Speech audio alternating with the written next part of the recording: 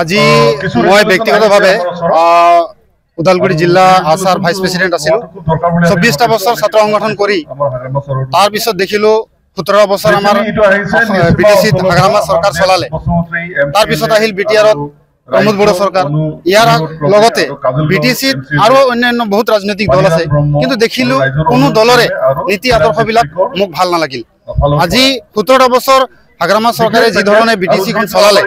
তেওঁলোকৰ নীতি আদৰ্শ তেওঁলোকৰ গোটেই কাম কৰ্মবিলাক দেখা পাই মই আনন্দিত হৈ আজি বিপিএফ দলটোক মই ভাল পাই অন্তৰেৰে ভাল পাই মই বিপিএফ দলত জয়েন কৰিছো আৰু আশা কৰিছো এই দলৰ যোগেদি বিগত সময়ত তেখেতসকলে যেনেকুৱা কাম কাজ কৰিছিলে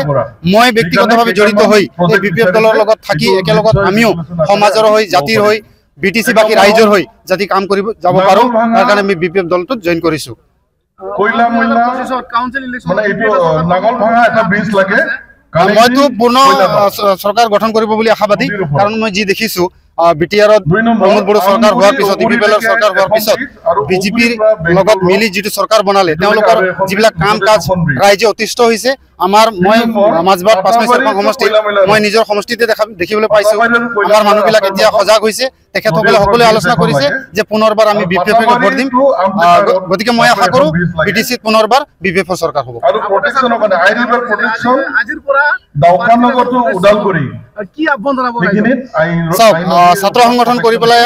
অতদিনে আমি অকল মই আদিবাসী জনগোষ্ঠীৰ হৈ কাম কৰা নাই আমি মাজবাৰত উদাহৰণ আছে আমি সকলো জাতি জনগোষ্ঠীৰ সহায় সহযোগ কৰিছো আমি কাম কাজ কৰিছো যিকোনো বিপদত আমি থিয় দিছো ঠিক তেনেকুৱা মই আশাবাদী মই আশা কৰিম এই দলত যেতিয়া মই জয়েন কৰিছো এই দলৰ হৈ আহ্বান এটাই জনাম ৰাইজক যে আহক আমি সকলোৱে মিলিজুলি বিটিসিৰ উন্নয়নৰ কাৰণে মিলিজুলি আমি একেলগে কাম কৰিম